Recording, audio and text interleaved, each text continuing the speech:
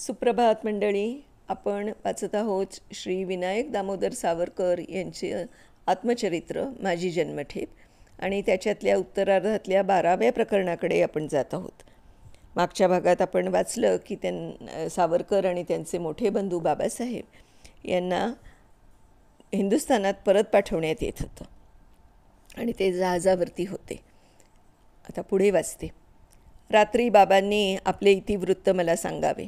मी बॅरिस्टरची परीक्षा देण्यास 1906 सनात विलायतेस गेलो तेव्हापासून बाबांची आणि माझी रात्री स्वस्थ नसले तरी अस्वस्थ स्वतंत्रतेत 4 गोष्टी एकांतात एकत्र बोलत बसावे अशी गाठ आत्ताच 14 वर्षांनी पडली होती.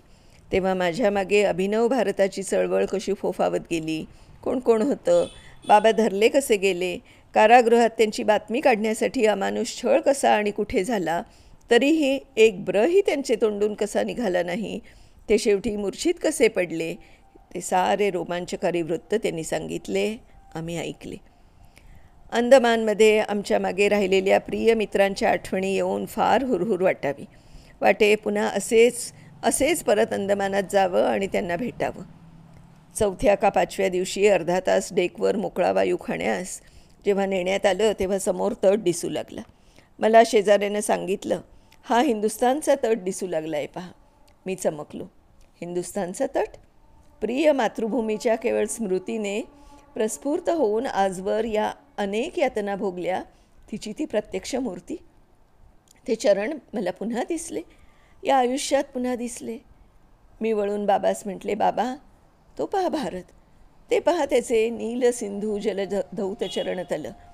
आम्ही दोघेही भक्तिभावाने थरारून उठलो आणि त्या मातृभूमीच्या चरणापुढे हात जोडून उद्गारते झालो, स्वातंत्र्य लक्ष्मी की जय, वंदे मातरम. अंदमानच्या जहाजातून उतरून कलकत्त्यास पाय लागताच आम्हास अलीपूरच्या कारागृहात नेऊन खोलीत कोंबण्यात आले. सकाळी अंदमानहून निघताना जी भीती वाटत होती ती खरी ठरली, कारण बाबास आणि मला निराळे ठेवण्यात आले.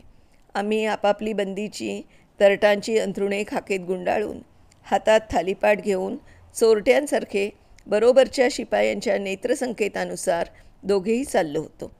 तो बाबांना एका लहानशा फुटणाऱ्या बोळवजा वाटेकडे वळावयास शिपायाने सांगितले आणि आम्हास बरोबर घेऊन दुसरीकडे चालला. बाबा दुरावले. त्यांचा तो क्षयी खोकला ते दूर जाईतो मला ऐकू येत होता. तरी ते जड अंथरूण कसेबसे खाखेत घेऊन आणि चवाळ्याचा ओव्हरकोट घालून ते कणत चालले होते. मनात वाटले, यांचे आता काय होईल. या बोळाने ते मला सोडून वळले नाही तर बहुधा त्यांच्या जीवनाचे वाटेवर मला सोडून हे मरणाचे बोळानेच वळत आहेत. बहुधा यांचं हेच शेवटचं दर्शन. पुन्हा एकदा मागे पाहून मनात आक्रंदत पण वरून गुपचूप असा मी पुढे गेलो. आणखी एका चाळीतील, जी माझ्यासाठी ओस पाडण्यात आली होती, एका कोठडीत बंद केला गेलो. उद्विग्नता फार वाटू लागली. माझ्यावर पहारा देणाऱ्या शिपायांसह एक वॉर्डरही येई. तो 14 वर्षे काळे पाण्याची शिक्षा झालेला असतानाही 3-1 वर्षातच वॉर्डर होऊन सापेक्षता किती स्वतंत्रपणे फिरत होता आणि मी ती 14 वर्ष जवळजवळ कोठडीत बंद राहून भरली असताही माझ्यावरील कडक पहाऱ्याचे आणि कारागारीय हालपेष्टांचे आवरण रती मात्र ढिले न होता अधिकच गळचेपी करीत चालले आहे. मन रमविण्यासाठी लोखंडी गजास धरून उभा राहिलो. संध्याकाळ जाऊन अंधेर पडला. एक शिपाई हळूच काही बोलू लागला. त्यावेळेस राजकारणाच्या स्वरूपाविषयीचा मूर्खपणा किती बोकाळला होता त्याचा आंशिक प्रत्यंतर त्याच्या बोलण्यातील एका गोष्टीवरून मला मिळालं. कलकत्त्यातील आणि इतर राजकीय चळवळींविषयी त्याच्या अज्ञ भावना व्यक्त करता करता तो म्हणाला, आता 1-2 महिन्यात स्वराज्य मिळणार, कारण गांधी नावाचा कोणी योगबळी लढू लागला आहे.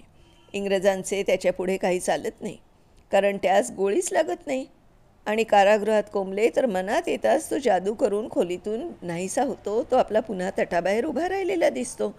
असं अनेक वेळा झालं आहे. महात्माजींना अनेक वेळा लहानसहान शिक्षा होऊन बंदीत पडावं लागलं, पण त्या भरताच ते अनेक वेळा सुटलेही. त्या बातमीचे त्याचे डोक्यात आणि त्याच्यासारख्या शेकडो अज्ञ लोकांच्या डोक्यात असं विकृत प्रतिबिंब पडलं. आम्ही हसून म्हटलं, त्यांच्या मनात येताच ते बंदीशाळेच्या तटाबाहेर पडून उभे राहिलेले दिसतात, हे एका अर्थी खरे आहे. पण त्यात ध्यानात ठेवायचे इतकेच की खोलीतून नाहीसे होऊन तटाबाहेर उभे राहण्याचे त्यांचे मनात त्याच दिवशी येते की ज्या दिवशी त्यांची सरकारी शिक्षा पुरी झाल्याने सुटका होणारीच असते. आणि स्वराज्य योगबळाने मिळवण्याविषयी विचारशील तर शेजारी कोकेन विक्रीकरता शिक्षा झालेला एक चीनी तरुण मागाहून आणला गेला. तो 2 दिवसांनी सुटणार म्हणून नाचे, बागडे, गाणे गाई तसे 2 दिवसांनी सुटायचे हे ऐकून गाणे गाण्याचे भाग्य आम्हास छे, ती आशाच नको. त्या चिनी मनुष्यास सन्यसेनाचे नाव माहीत होते. तो आमच्याही नावाशी परिचित असल्याचे बोलता बोलता उघडकीस आले.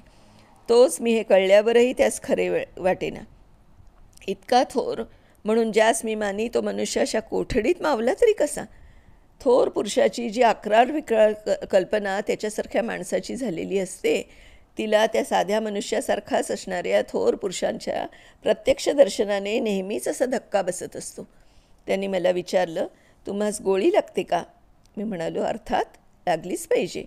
तेव्हा तर तो फार निराश झाला. एका शिपायाने विचारले, तुम्ही किती दिवस रात्र पोहत होता समुद्रात? अर्थात मार्सेलिसला. आम्ही म्हटले, छट, दिवस रात्र कसली, 10 मिनटं देखील पोहत नसेन तो तीर गाठले गेले. हे अनपेक्षित उत्तर ऐकताच त्याच्या आदरास एकाएकी दिसेल इतका धक्का बसला. आम्ही बढाईने खोटे बोलतो तरी एक वेळ त्याने क्षम्य मानले असते आणि त्यास तितका धक्का बसताना तो काही वेळ तरी अगदी रागावल्यासारखा दिसू लागला. आम्हास मार्सेलिसविषयी तीच माहिती सांगण्याच्या खोडीने अशा कित्येक भोळ्या मित्रांच्या आदरास मुकावे लागलं आहे. कलकत्त्याहून 8 दिवसात आमची पाठवणी झाली.